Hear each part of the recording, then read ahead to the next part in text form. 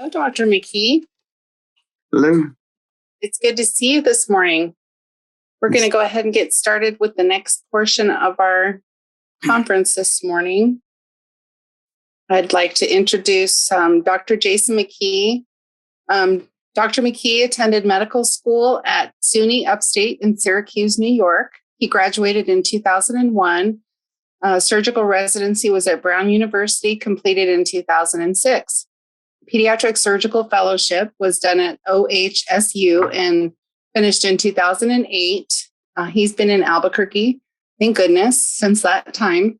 He worked at Presbyterian, until 2011, and he's currently at UNM. I'd like you all to welcome our next speaker, Dr. Jason McKee. Hello. Let me see if I can figure out how to share the screen again. So, I got asked to speak to you all, and was told to kind of talk about what I wanted to. So, being a surgeon, I'm just going to talk about surgery. Hopefully, that'll still be interesting to everybody. But what I thought I would just kind of talk about is how the management of abdominal wall defects, so really specifically omphalocele and gastroschisis, has changed some over time, and what we're currently doing. So, can I? All right. Can everyone? My screen's working. Hopefully. Yeah, your screen is working. All right. Thanks. So I wasn't sure all of who was here, so I thought I would just talk a little bit about the background stuff to make sure we're all on the same page. So the two main things we were talking about, it would be gastroschisis and omphalocele. So gastroschisis are usually small defects. They are full thickness abdominal wall defects. There's nothing covering the intestines. They should be to the right of the umbilical stalk. It's very rare for them to be on the other side. And they really should just contain the small bowel, the stomach, the colon. Occasionally, either a testicle or an ovary can come out of the hole, but they don't have liver, and they're usually smaller.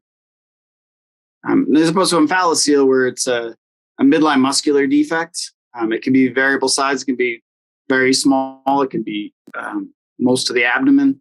It can contain everything. So we'll almost always have intestines in it, and frequently you'll have liver. And then usually what you'll see is the umbilical cord either coming out of the top of it or out of the lower and midline edge of it. So, in terms of gastroschisis, what the thought is anyway, that's a rupture of the abdominal wall, that the intestines come back in and then at some point rupture back out. There are not many other anomalies these children usually have. About 10% will have some intestinal atresia, although I kind of always feel like that's not really a associated anomaly. I think it's a mechanical problem from the intestines kinking or twisting. They can perforate, and they can be quite abnormal looking. Omphalocele is a little more complicated, I think, but it's a failure of fusion of the central abdominal wall elements, which leaves that sac behind. They have a lot of associated anomalies. I always tell the residents, if anyone is asking you what the most common anomaly is, they're really being a jerk, because I think cardiac and trisomies are about equal. But it's associated with a lot of other syndromes. They frequently contain the liver. So gastroschisis, it is pretty even male and female. The classic gastroschisis is born to a younger mom, first baby. About 25% are to teenage moms. And they are very commonly premature. Omphalocele is another, it's about a similar incidence. It depends on who you ask, because it probably happens about as frequently, but the live birth rate is different. It's a little more common in boys, and it is associated with older moms. But gastroschisis, I think, is often a little more complicated to deal with in terms of the neonatal care, but I think frequently, often does sort of better in the long run. We can usually get a lot of them closed right away, as long as you don't stuff their abdomen too tight, they usually don't have too many problems. They sometimes will get neck, and they often take a long time to feed. Omphalocele, if they're small, you can sometimes repair them right away, and we'll talk more about all this stuff later. But the large ones often can't be closed, and really the morbidity, mortality from omphalocele has very little to do with the abdominal wall defect. It's really all the other anomalies that they're associated with. So, like I said, gastroschisis, greater 90% survival. There are issues, but most of them do well. Omphalocele is much more variable, but it's due to structural heart disease, chromosome disorders. Usually their GI tract works normally.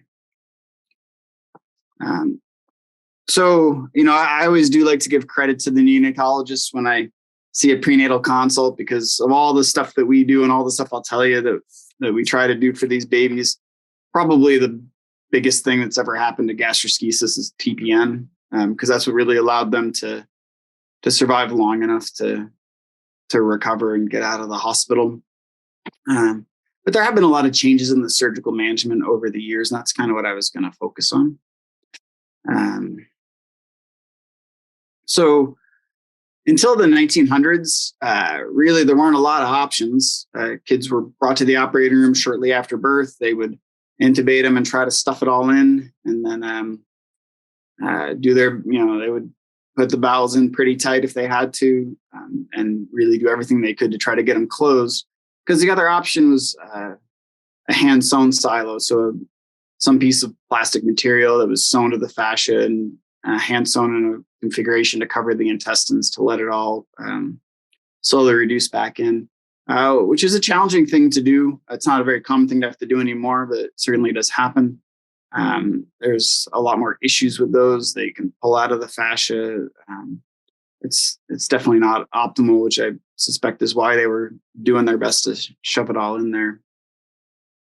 In 1995, the spring-loaded silo was introduced, and I'll have some pictures of that, which I think changed a lot of the management of gastroschisis.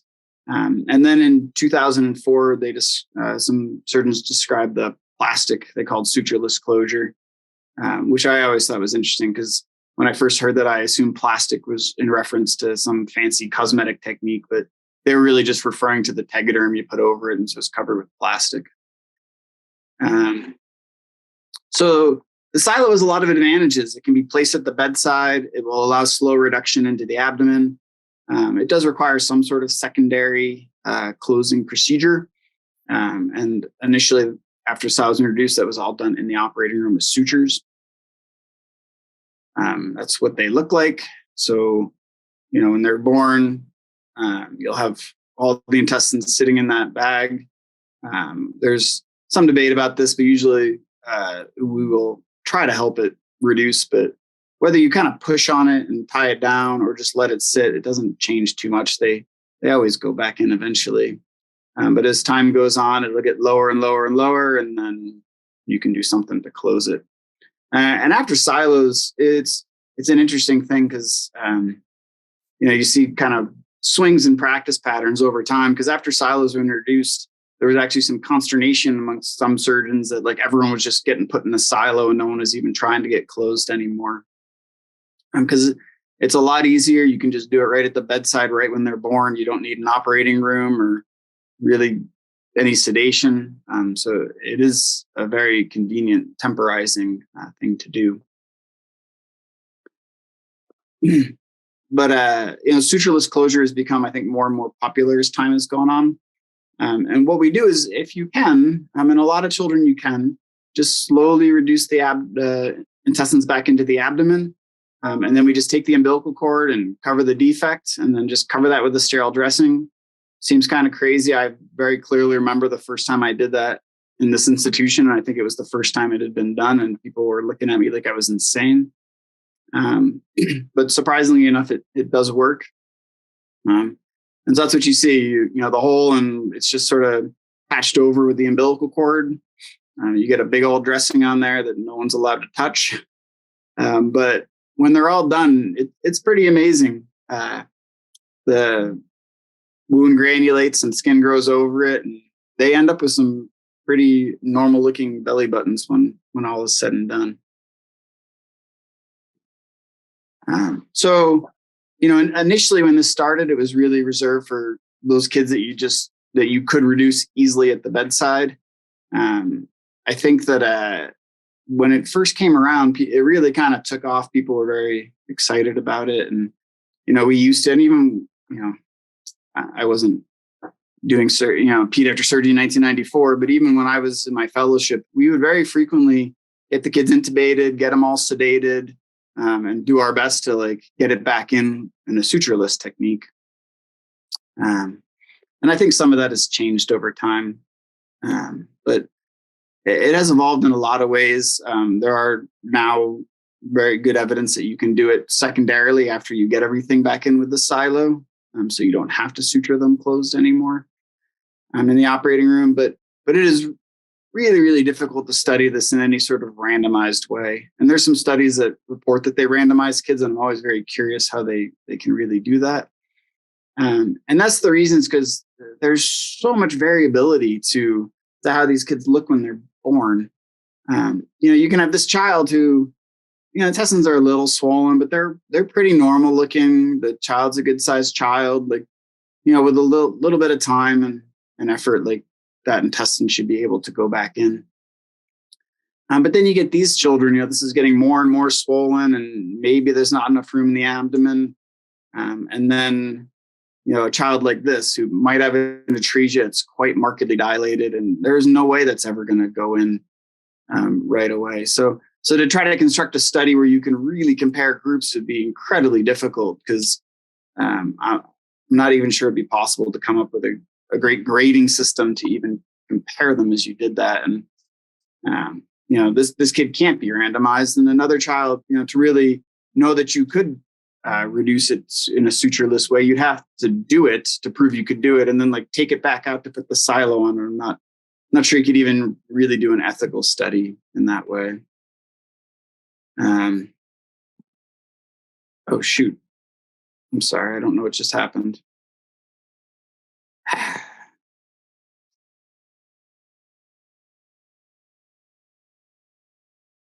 God. Second. I do not know. Sorry, I'm not tech savvy enough for the new modern world.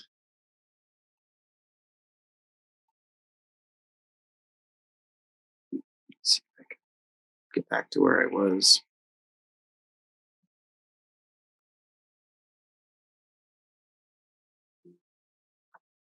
All right. So with those limitations, I was just going to try to talk about some of the literature and studies that have tried to be done. And for those that remember Tara DuPont, she told me this one time, and she really is right, but it's a little unfair. That she told me one day in rounds that surgical literature is just always terrible. And I think, especially for pediatric surgery, that's probably true. We unfortunately, in this situation, there's such variability to the situations. It's hard to really do a good study about rare problems that, can't really be standardized. But we do our best. So, like I said, there's been a lot of studies for the sutureless closure. So I just picked a couple to kind of talk about, I think, some important points. So this was the flap versus fascial closure for gastroschisis. It was a database search. They found 12 studies that met their criteria, and they got 1,124 patients altogether. 350 had a sutureless repair. About 2/3 of them got it primarily, and the rest got it after having been in a silo. And they looked at their mortality, hospital stay, feeding, mechanical ventilation. And what they found, and not surprisingly, is that sutureless had less wound infection, since there really isn't a wound. And it's kind of an open wound initially, so can't really get infected. One of the, I think, really interesting things about sutureless repair that, I think everyone kind of noticed before a lot of these bigger studies came out is that a lot of these kids get umbilical hernias. And I usually tell the families that after we do this, about 50% of sutureless closures will get an umbilical hernia. But I also tell them when you sew it closed, it's probably still like 25%. But the interesting thing is, even though it's not a normal umbilicus, a lot of those umbilical hernias that you get with the sutureless closure will actually go on to spontaneously close like any other umbilical hernia. So while there were higher rates of umbilical hernias, there was a lower rate of actually needing to fix them. So one other trial, this was said it was prospective randomized. Like I said, I always am a little suspicious when people say that, because I'm not sure how you can truly randomize these patients.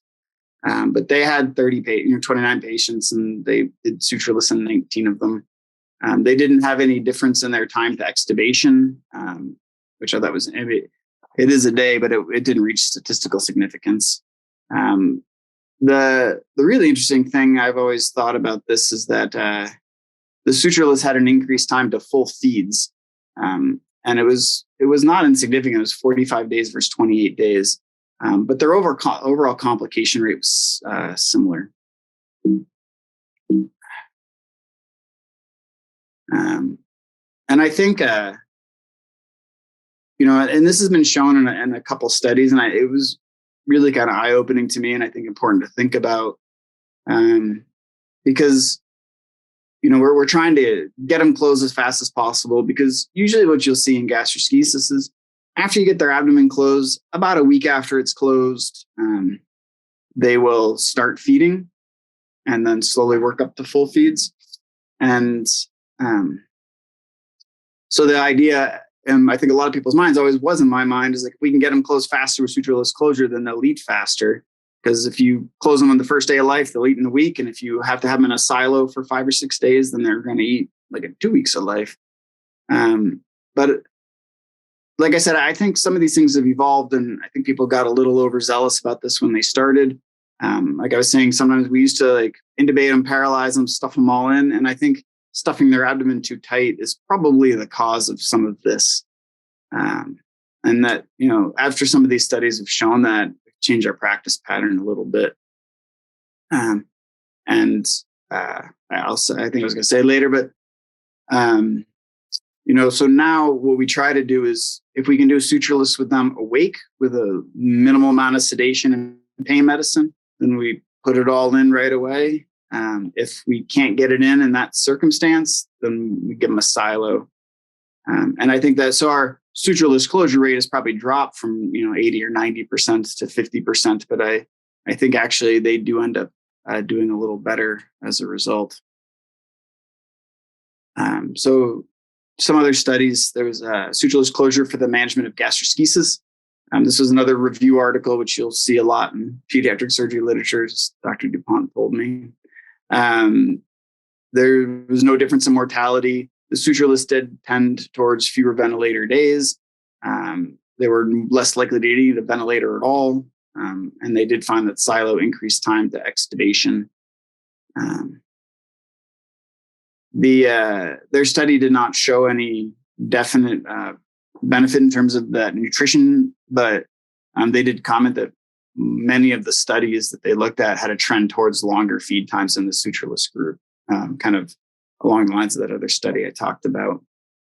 And in their time to discharge, there was no significant difference. The thing is that it does take a while for them to get to full feeds, no matter when they're starting. And, some studies have shown that trend, but most of them are here so long, whether that's for feeding or for their prematurity, that it's be hard to show a benefit for discharge time anyway, from how we're surgically managing them. Like I said, the biggest confounding factor is whether you need a silo or not. But they did think that the delayed closure reduced their chance of compartment syndrome, which makes sense, because if you're not stuffing their abdomen tight, you shouldn't be able to get compartment syndrome. The sutured closure did tend towards higher wound infections, like a lot of studies have shown. Once again, there's not a standard protocol for antibiotics, so I think that confuses that. And as the other study I talked about showed, the umbilical hernias were more common in sutureless, but the sutured were more likely to have to go back and get repaired. And I think this is one of the more recent papers from the Midwest Pediatric Surgery Consortium. And it shows kind of similar things, but 315 children, they had a much higher rate of sutured than sutureless. It was interesting to me because they still had kids that were getting primarily sutured, which means that shortly after birth, they're being brought to the operating room for this, which I think is not very common anymore. And so I was surprised it was 10% of their patients. But they, only a fifth of them were sutureless, about split evenly between doing it primary and doing it after a silo. And they didn't show very many differences. They didn't show total difference in total days of TPN. They didn't show a difference in time from closure to feeds. But like I said, once you put someone in a silo, they are going to take longer to be closed. But the sutureless had a lot of benefits in their study anyway. Less anesthesia, fewer ventilator days, fewer days from birth to closure, less antibiotics, and fewer wound infections. And I did like this study because they did at least try to recognize some of these groups are different. And so when they looked at primary sutureless versus sutured, clearly I think there was a benefit with less ventilator use and less anesthetics. And then even the secondary sutureless versus sutured showed that benefit. So less ventilator use, less anesthetics, less antibiotics. So I was just going to take a second. So I really think in terms of the surgical management, like I said, any opportunity to do sutureless, I think has shown a lot of benefit to us. I think that what I've learned over time, and what I think the literature does support, would be to say that if it's easy to do, you should do it, but you shouldn't push those kids because they can have some problems as a result of kind of overdoing the primary closure. And I think silo, even though sutureless is much nicer and gets everything done in one step, the silo still has an important role in the management of these kids. So I was going to try to talk a little about feeding as well. Feeding is certainly a little more complicated thing to discuss, as you'll see, because there isn't sort of a standard of care way to feed these children. But like I said, it generally takes about a week from when you get their abdomen closed till they'll start. Usually we'll start with something gentle like Pedialyte, although if they have breast milk, I would always give them breast milk.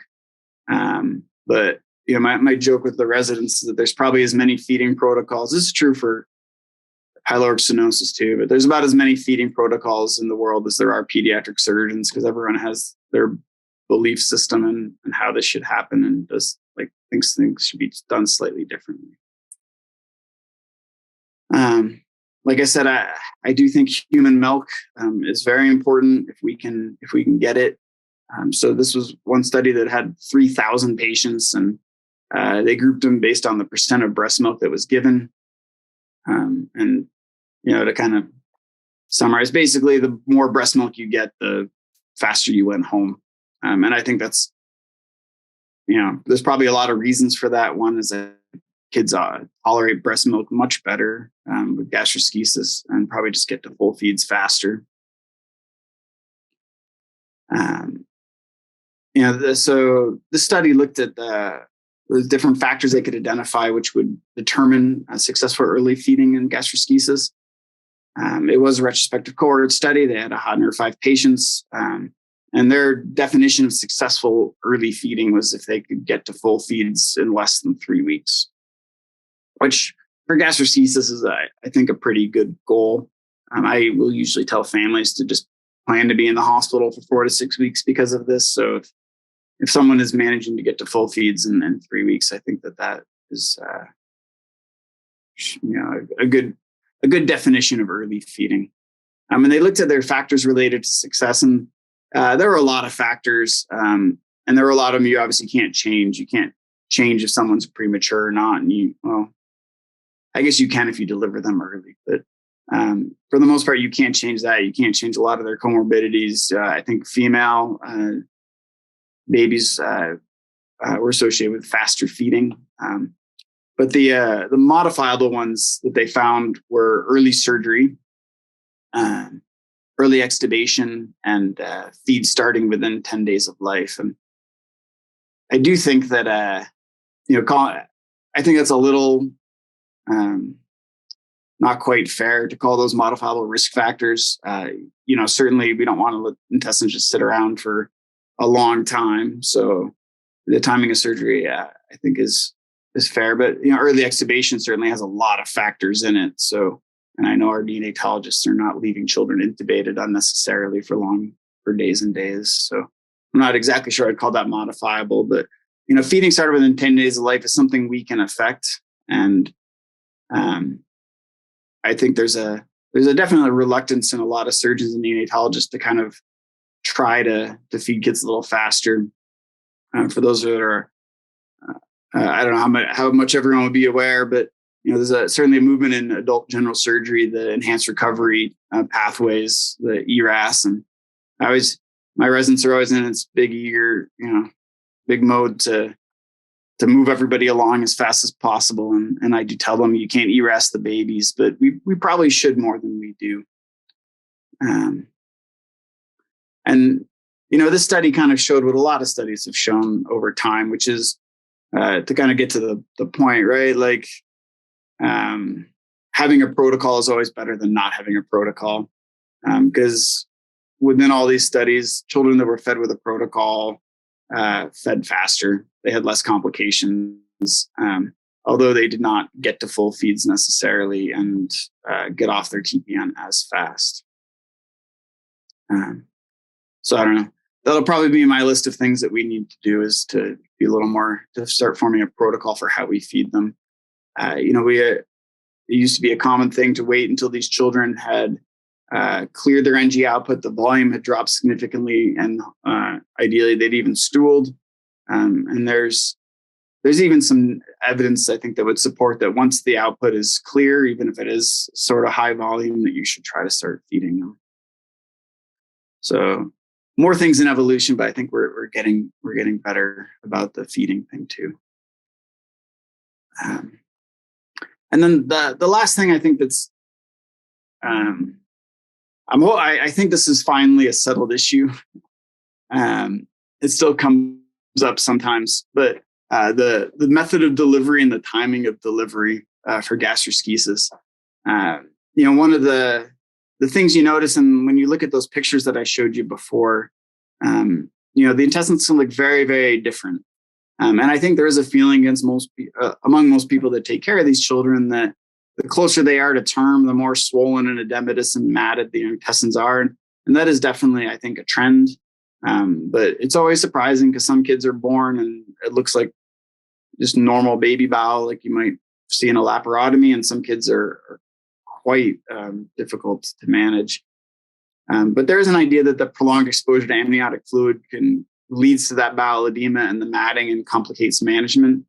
And so I think there was not a long time ago, some people that advocated even trying to do exchange and take out the amniotic fluid and put in saline. And I think that was pretty clearly shown not to be a good idea. But there are people have sort of advanced the idea that early delivery would help improve outcomes. In terms of mode of delivery, it's once again really hard to study that. C-section versus vaginal delivery is not really associated with mortality, primary repair, neck sepsis, short gut, duration of feeds or hospital stay. And so, that's a common thing for me when these moms come in for a prenatal visit is, how should I deliver? And I always tell them, it's my job to take care of the baby when they are born, but it's the obstetrician's job to get them delivered safely. So, if you need a C-section for an indication for C-section, then you should have it. But in general, if you there's no benefits to delivering them early. Sorry, I'm just starting to notice all these things popping up in the chat.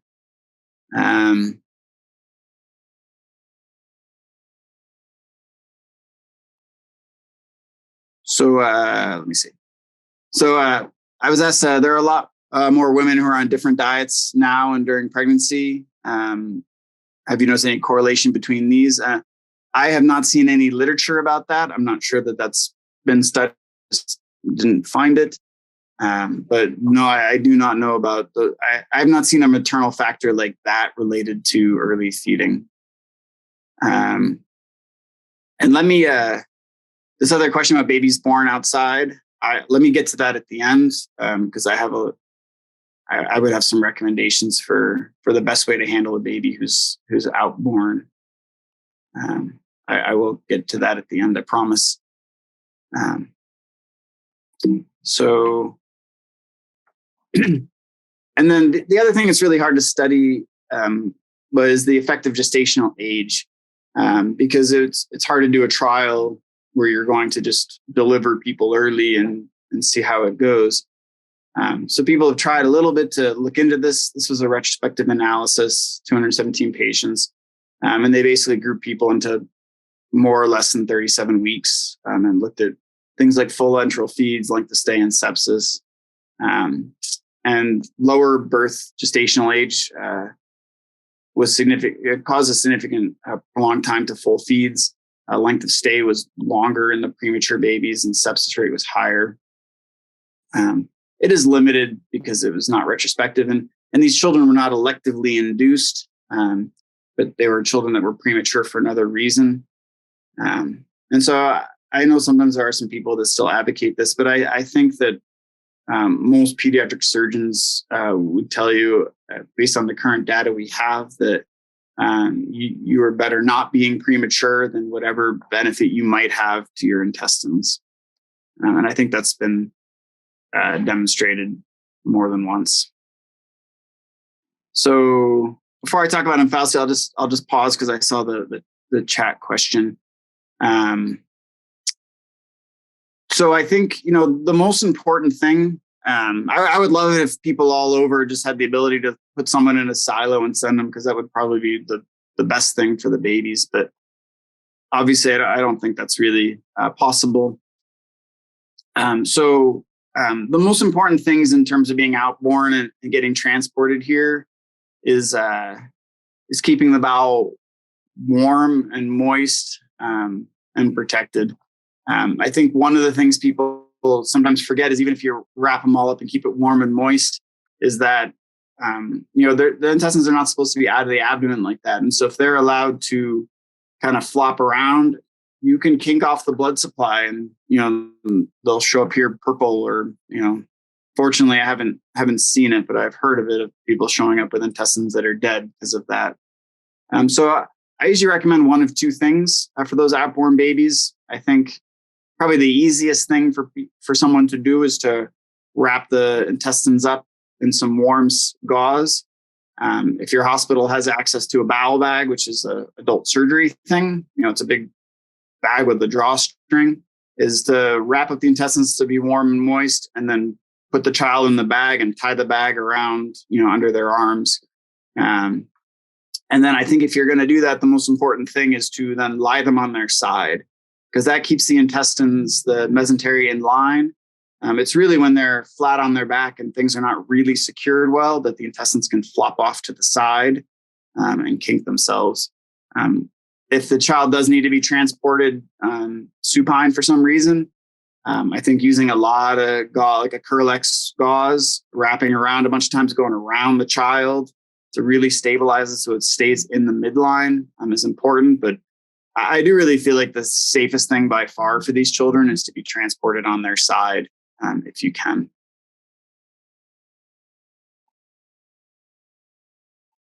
Someone's saying they can't hear. Did I lose my sound? No, we can hear you. I'm not sure what's going on, but we'll look into it. But we can hear you. All right.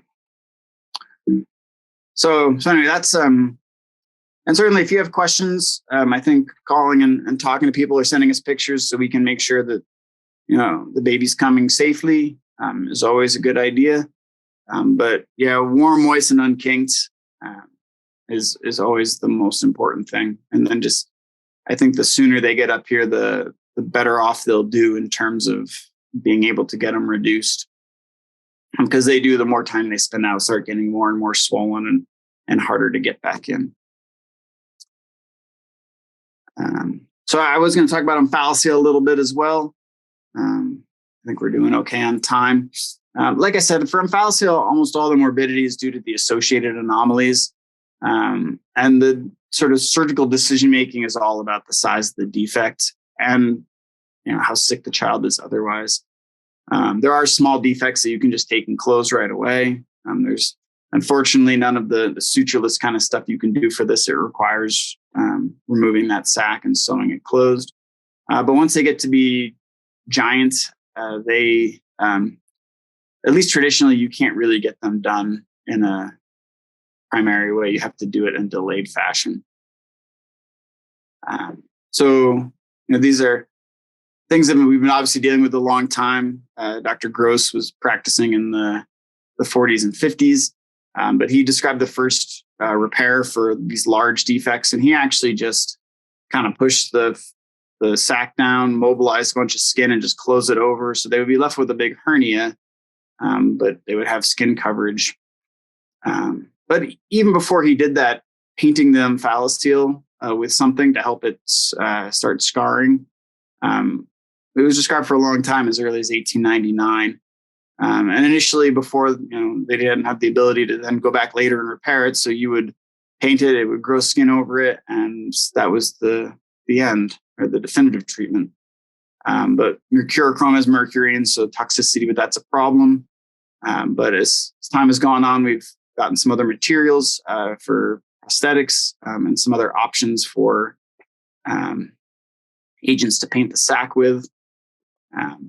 But I think it's been determined a long time ago that waiting in those kids with large omphalocele was better.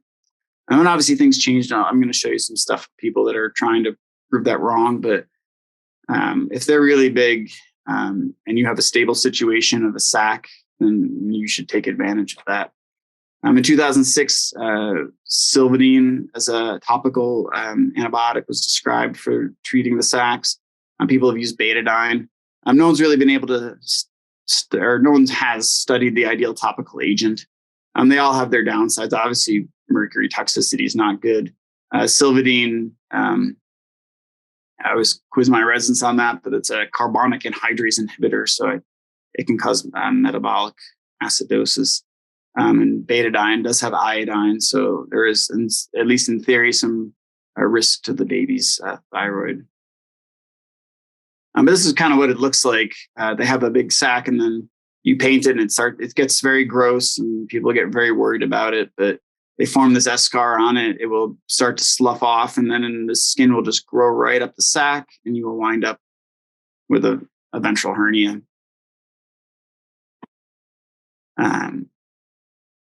But even in spite of that, like, people keep trying. And so there have been some studies. They tried intra-abdominal tissue expanders, operating on babies right away, blew them up, and then got some babies with large omphalocele closed. And then this other study recently came out. A lot of people have been talking about these kinds of things and advocating them, but what they started doing was they would clean it with betadine, they would powder antibiotic on it, and they wrap the kid real tight with an elastic bandage. And then once the sac epithelialized, they would go back to the operating room, take off that eschar and sac, and then they actually did it in more than one step. So they would paint it, get it healing, wrap them tight, try to push everything back in and get the abdominal domain to grow. Then they would actually go cut that stuff off and close it with a patch. And then at another operation, go back and close them. And so, I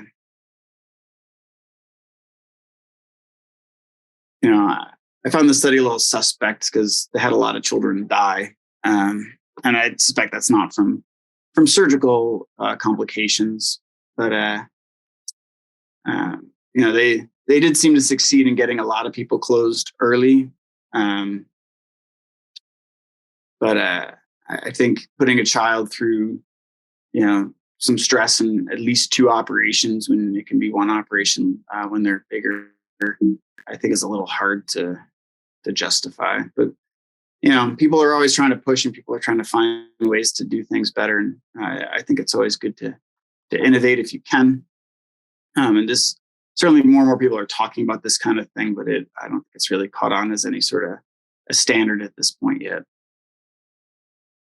And I was going to toot my own horn because we did have this case published, and this was not as a attempt to get someone closed primarily, but there is always a little bit of innovation to be done and creativity in pediatric surgery because there's so many different situations. But this is a child we had a few years ago, I guess more than a few years ago now, who had a very kind of difficult defect. That ball that's up there has her entire liver in it, most of her intestines.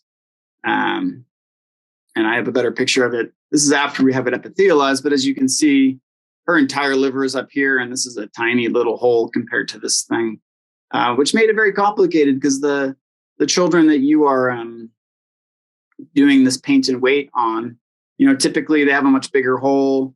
As the child grows, the liver and intestines will slowly be more and more in the abdomen. The abdomen will grow, the hole stays the same, and you can squeeze everything in. But this girl couldn't have everything reduced back into her abdomen because the liver can't fit through this tiny hole. So we actually put tissue expanders in her abdominal wall just to try to grow her abdomen artificially. And then when we took the tissue expanders out, we had more domain and we were able to get her closed. So, like I said, I think, as I was saying, a lot of omphalocele especially, I don't know if a lot has changed. We try different agents, and I think people are always going to try to innovate new things. But as opposed to gastroschisis, I don't think there's been as much of a monumental change like sutureless closure did for us. Let me see. All right, so I think those are all my slides. So I don't know if anyone has any other questions. I'm certainly happy to try to answer them, or if, I don't know, people are due for a break. I think there was one question that we didn't address from Myrna that asked about women who are on different types of diets now during pregnancy, keto, gluten-free, vegan, etc. Does that have any noticed correlation between these gastric syndromes and maternal diet? Yeah, I did quickly say something about that, but yeah, not that I am aware of. I have not seen any data about that. Certainly, it's a very good question, and as with a lot of things in gastroschisis, it would probably take a large database to sort that out because any given hospital is not going to have massive numbers of people on different diets. But that is an interesting question, and maybe it's something I'll try to bring up to some colleagues and see if we can look at that. Lynn was wondering how your child that you published on had done long-term after surgery. So I haven't seen her. I followed her pretty regularly for a while, but the last time I saw her, she was doing very well. One of the things about this child is,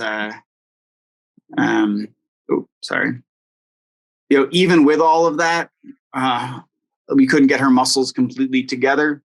It's a whole other sort of topic that probably surgeons would love talking about and probably would bore you all to tears. But different types of prosthetic materials to use to fill a hole.